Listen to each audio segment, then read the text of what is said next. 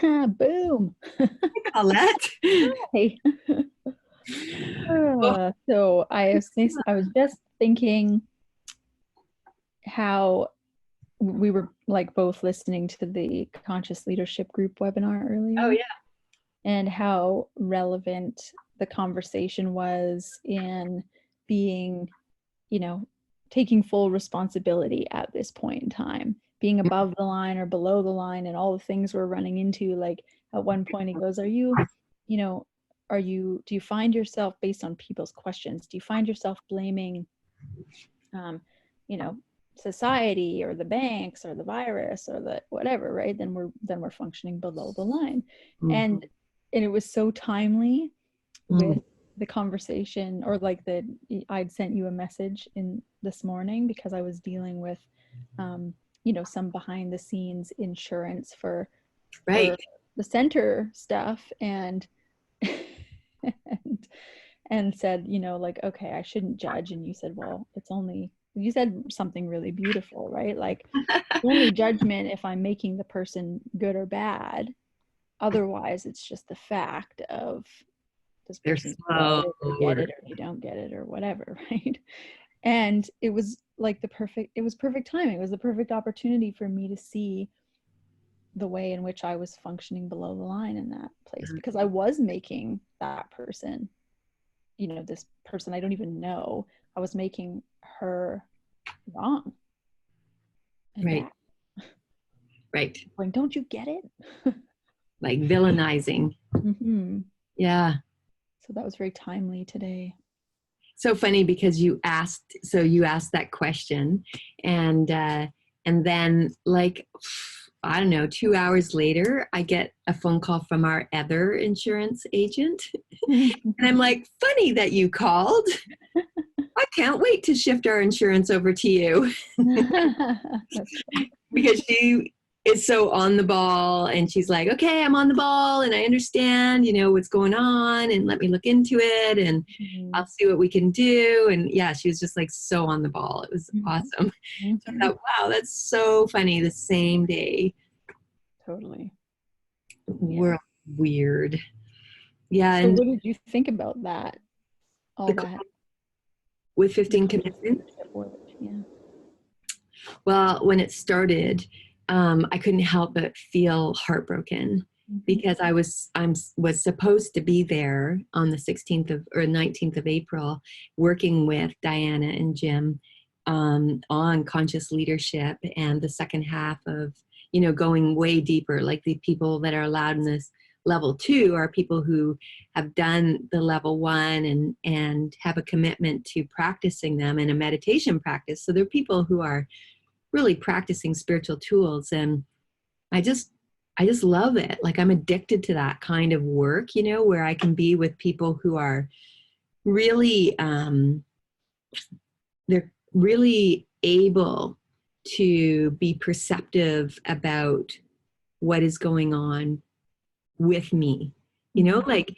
And so right away I was just in my heartbrokenness of it. And I loved how Diana started off by talking about a feeling she was having and how it felt like a swirling, I think she said, and she just wanted to be present with that swirling and give it an energy. And so I thought, yeah, this heartbrokenness of mine, and allowing the tears to flow with that, and just cry and be in the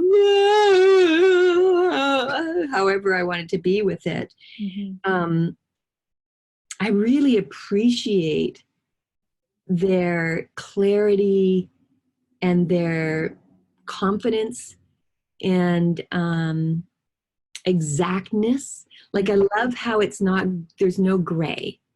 It's just yes or no. Mm-hmm. I don't want you to give me a gray. I want you to go yes or no. And if you're washy on it, then it's because it's a no or whatever, like. Mm-hmm. And so I appreciate the refresher. It's hard for me to sit focused for an hour and a half in front of a computer. Mm-hmm. It's hard for me to sit for an hour and a half, period. Mm-hmm. So I tend to drift. They talked about drifting. I tend to drift. Something I could look at. I don't want to look at. We also talked about just being okay with what is. Being okay with our feelings and just giving them space and allowing them to move. I got so much. I mean, I took 4 pages of notes, partly to give me something to move, and also just because I wanted to, deepen in it. Locate the feeling in the body. What is it doing in the body? Can you give it a movement? Invite the body to do what the body does. Release it. If you don't, hold on to it. So release it. So don't hold on to it. And if we allow it to move, to go back to the thing that created the feeling and see whether it's moved and moved out or whether it's still present in us, right? I like that process. Mm-hmm. Yeah. I was thinking about the feeling sheet, all the things that fit under fear, right? There's worry and panic, and there's suspicion, and there's vulnerability, and there's guarded, and there's concern, and there's petrified, and there's, like all the things that fit under fear for feeling.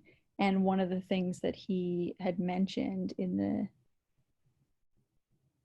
the time, what you were just saying, like, let the body do what it knows how to do, was that he said, a part of what we do, what we are able to do, what we're built to do as a human is fear. And so just let that be, right? Yeah. Yeah. How did you like them?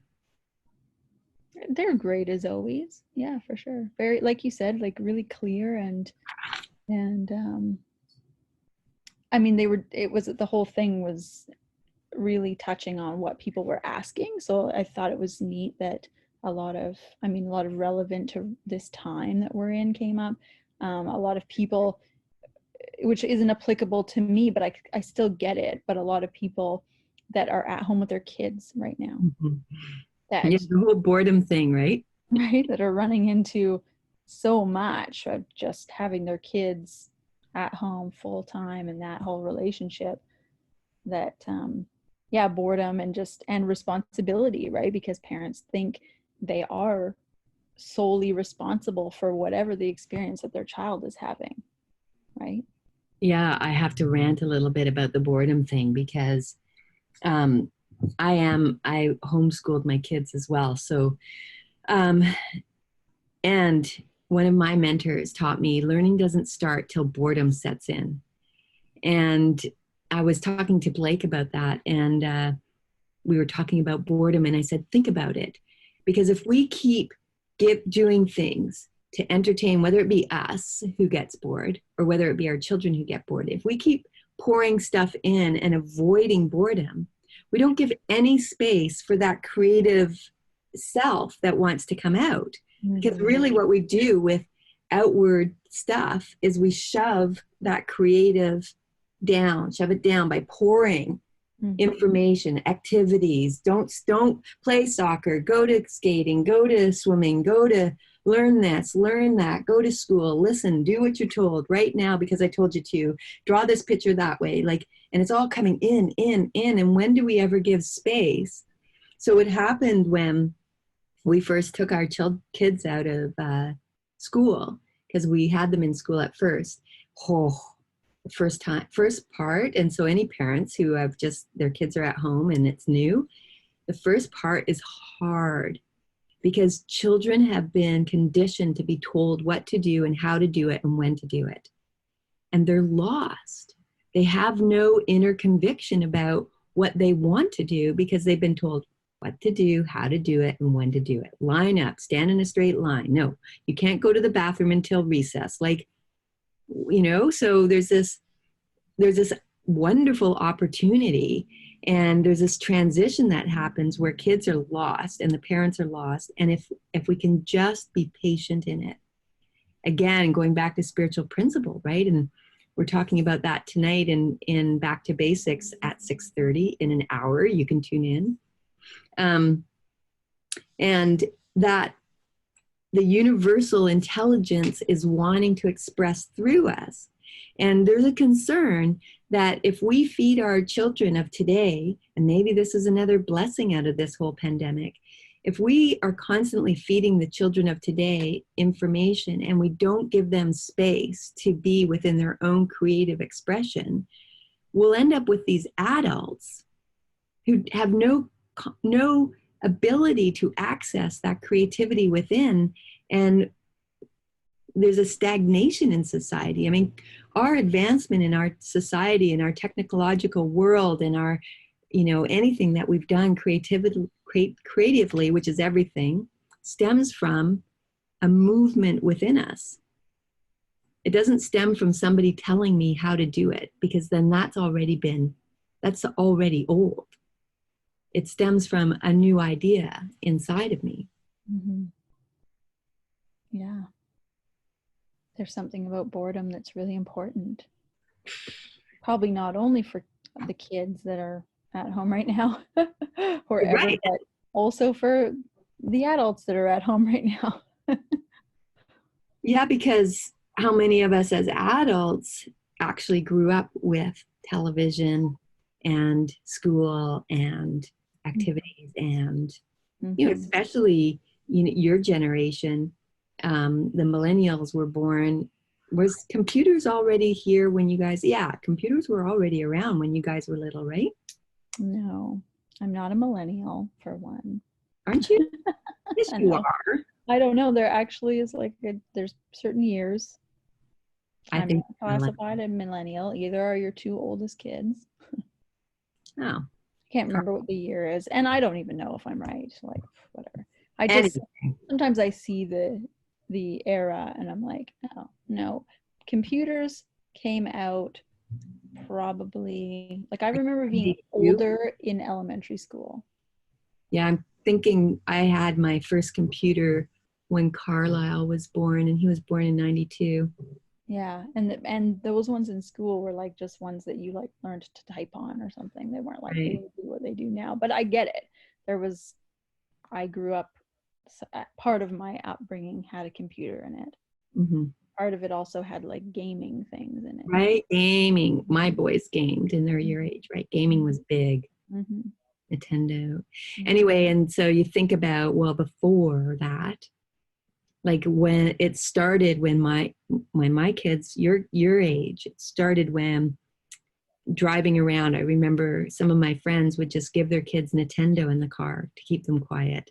And I didn't allow it, right? So it was kind of that was the first era of it creeping in, mm-hmm. where we would throw a device at our kids so that we could get that moment of, mm-hmm. And he talked about, what did he talk about it? He said, Jim talked about how when we can do that and it will give a temporary fix. Mm-hmm. But all he says is it's resistance to what's really going on, right? Yeah, trying to control. That's right. He said, trying to control. You can turn the TV on or give them the ice cream cone or whatever. But if it's trying to control what's going on, then it's coming from below the line. That's right. And it hasn't moved us through the situation. It's just suppressed it for a little bit, mm-hmm. and it will come up again. Mm-hmm. And I loved how he talked about the conversation that we have with our kids. We don't say to them, you need to turn the TV off because it's bad for you. Mm-hmm. It was more taking responsibility and saying, I'm really struggling with this and I've got a lot of fear around it. And so owning mm-hmm. what it is for us, mm-hmm. being honest with our kids. And I'm just scrambling here. I don't know how to do parenting either, but right now I'm in this terrified place that watching you sit in front of that TV brings up all kinds of feelings for me. So I just need to make a decision for my sanity that we'll do an hour a day or whatever it is. And then I need it off because I can't tolerate that. And he talked about that with boundarying too. I wrote it down in here too, because I was thinking of, if the kids are fighting or whatever. Yeah. Right. This whole part of tell them about your fear and don't need to change them, but let your kids know or your partner know that they've been seen, that they're safe, and that they're secure first. Oh man, I use that with my husband. I said, you sound really frustrated, instead of reacting to him. And so that's witnessing him, right? I see you. You sound frustrated to me. And he went, yeah, I am. And we had this lovely conversation, go figure. And then he said, and then if you don't want to be around the person because their frustration or their anger or whatever mood they're having, or if a kid's throwing a temper tantrum, you can say, I see you. I see that you sound, really angry right now. And I love you. And I want you to just have space to feel that way. And right now I'm just going to go upstairs and read for an hour, and I'll be back to check in on you. Mm-hmm. Good tools. Really good tools. Mm-hmm. Whole different world of communication. And so it's not that hard. No. Simple. But they're so different than the stuff we've been programmed to do, right? Yeah, and what we've been practicing for however long. Yeah. For sure. Cool. Good. Thanks for this conversation. Thank you. I love you. I can blow you kisses. My granddaughter does this all the time. She's like, Grandma, if I fart on my phone, will you smell it? So I guess I can kiss my hands and I can blow it to you. We're still at a safe distance. According to what is it? World WHO or something? Health Organization. Yeah. Mm-hmm. Love you. You too. Blessings.